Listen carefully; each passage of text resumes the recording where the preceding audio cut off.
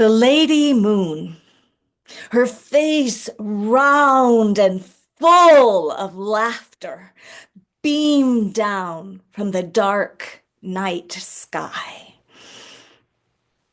Far below, a young man, leaving the village tavern, saw the laughing lady in the sky, and he gave thanks and praise for her light, because with it he could take the shortcut home through the dark and twisty, dangerous bog.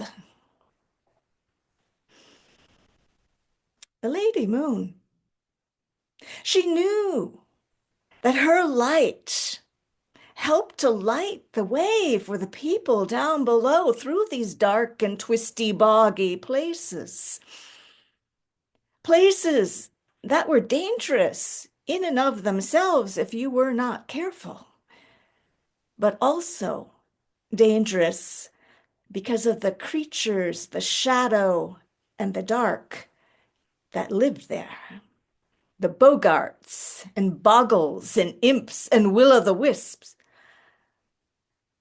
who came out only in those dark, shadowy places, trying to lure the unwary off the path and into their clutches, and in the bog down into that silky, brackish, peaty water.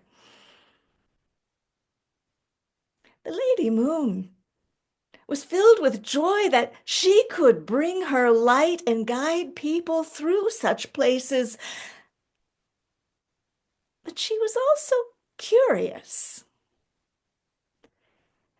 For as much as she shined her light down on the earth, she herself had never actually seen those dark, twisty places, and certainly never seen those creatures that she'd heard of in the shadows and the dark. And that night, her curiosity piqued. She decided to take a look for herself. And so she gathered her cloak of night around her and stepped out of the sky. She found herself on the very path that young man was traveling along just a little ways behind her. But try as she might, though she was cloaked in her dark night cloak, well, her face and her hair were still bright and glowing, and so she could not see the shadows. She could not see the dark and twisty places, except a little out of the corners of her eyes. And at the base of the hem of her dark cloak, she could feel pinches and pulls, like maybe there was something there. She was so busy trying to see and catch glimpses of those things just out of sight that she wasn't watching where she was going. And she tripped over a hummock of grass, lost her step, and fell right off of the path and into that peaty bog with the brackish water. And it took only that one misstep for all those bogarts and bogles and imps to just jump right on her and pull her down into the bog. Well, the Lady Moon, she struggled and fought against them, but her cloak of night did not help her as the water came around her, making that cloak cling to her and pulling her down even faster. And as she struggled, the hood fell over her head, and all of her light was gone. And now there was nothing to stop those creatures of the shadows. They jumped on and pulled her down.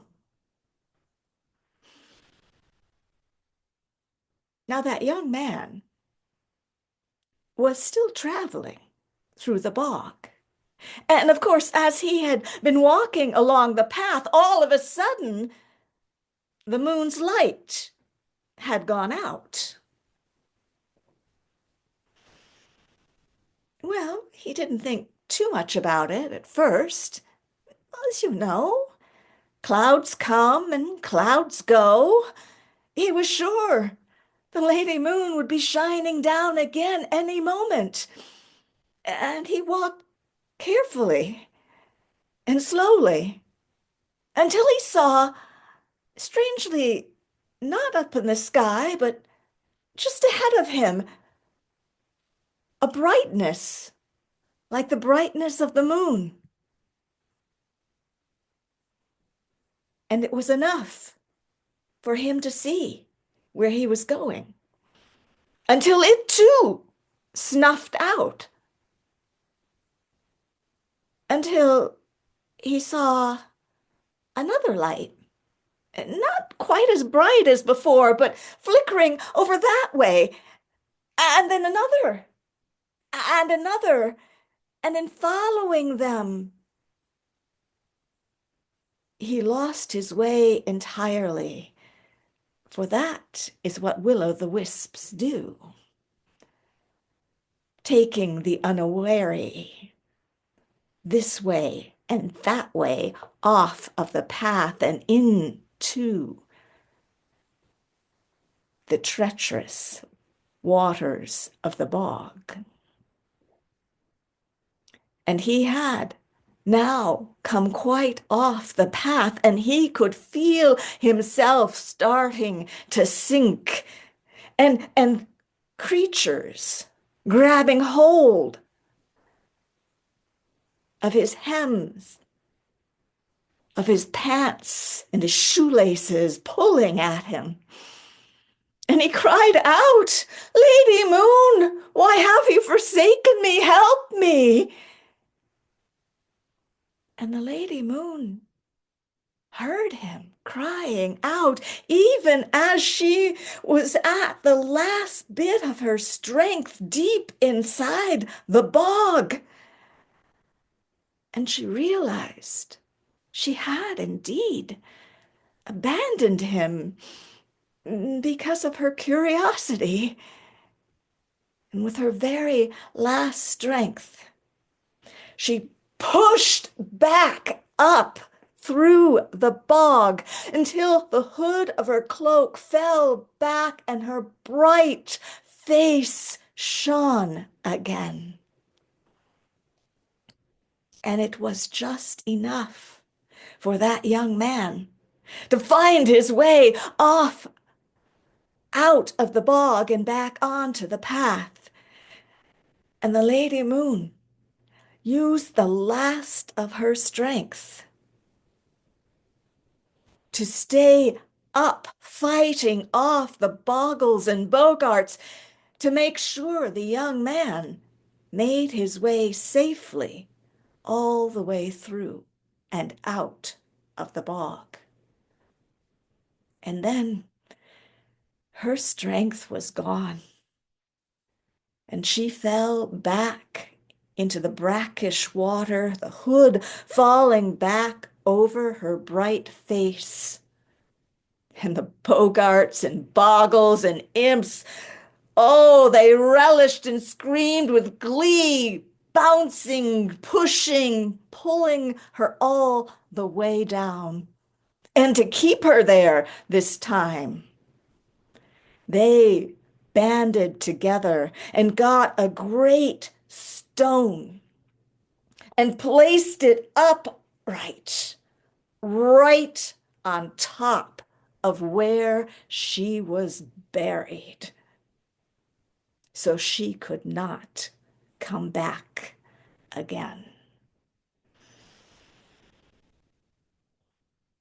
And so the moon was gone from the sky. There was no moon that night or the next. No moon the week after that or the week after that. No moon for the month or the next month. And yet, the villagers, the people, no one seemed to notice. Well, you know the moon. She waxes, she wanes. She's not always there, full and round. And they just didn't notice that she wasn't there at all. But what they did notice was that they, each one of them, started to get quarrelsome and fearful and sad beyond measure. And then, even as they were uncomfortable in their own skins and certainly uncomfortable with each other, they became even more uncomfortable as all those creatures of the dark, shadowy, twisty places, the bogarts and bogles and imps, they didn't stay there. They started to come out onto the open roads and fields, into the villages, even into the houses. And nothing was right or safe anymore. So at last, the people realizing it wasn't just each individual that was having these problems, these horrible feelings. It was everyone. And so they all went together to the wise woman. And the wise woman sat them all down together as she brewed a pot of tea. She poured the tea and she took her time looking into her tea and then into the tea leaves. And she said, "Have you not noticed? The Lady Moon is gone. She's missing from the sky. And so we are all feeling quarrelsome and fearful and sad. And the creatures of the dark are coming into our very homes. There's only one thing to do, and that is to find the moon and put her back in the sky. You must find the moon. But with those creatures of the dark all over the place now, you must be careful. You must hunt her out with torches and lanterns and candles, much light around you, and must not speak or make a sound. So put a pebble each in your mouth to remind you to stay quiet as you search for the moon."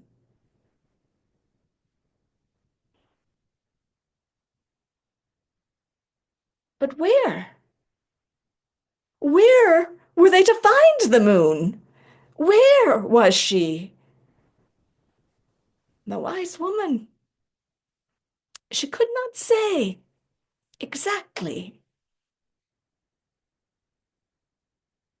but that she was buried somehow, and to look for a grave marker, a burial stone, to find her. Well, the villagers looked around a bit, but they really had no idea where to start. Where would the moon be? Where would she be buried? They didn't go out hunting so much as gather together talking about where they could go or how to start looking. And it was only as they were pondering this and gathering together that the young man who had been walking through the bog remembered that that night had been the last night he had seen the moon. And how the lady moon had been so bright in the sky when he started out and then was gone. And then he thought, well, at the time, he thought it was just a reflection of the moon's light in the water, but perhaps it had been the moon before her light went out again and for good. Well, it was the only clue they had. And the young man thought he remembered fairly well where he had been. Mind you, he had gotten lost along the way when the moon's light had gone out, but he thought he could retrace his steps. And so all those villagers gathered together with their lanterns and their torches and their candles, and each one put a pebble in their mouth so they would not cry out or talk as they silently followed the young man into the bog. And he walked along the path carefully, searching the way, remembering when he had seen the moon's light and when it had gone out.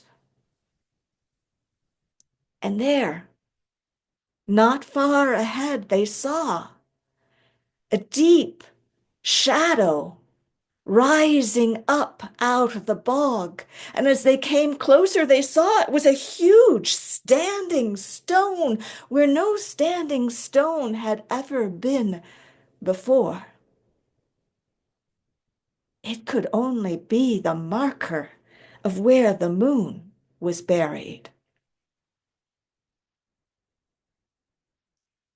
The pebbles in their mouths reminded them not to speak a word or cry out, and yet somehow they managed to divide up one circle of villagers with the light and another circle of villagers coming close to that stone and pushing all together until finally that great stone toppled over into the bog and went down, down, down into its depths.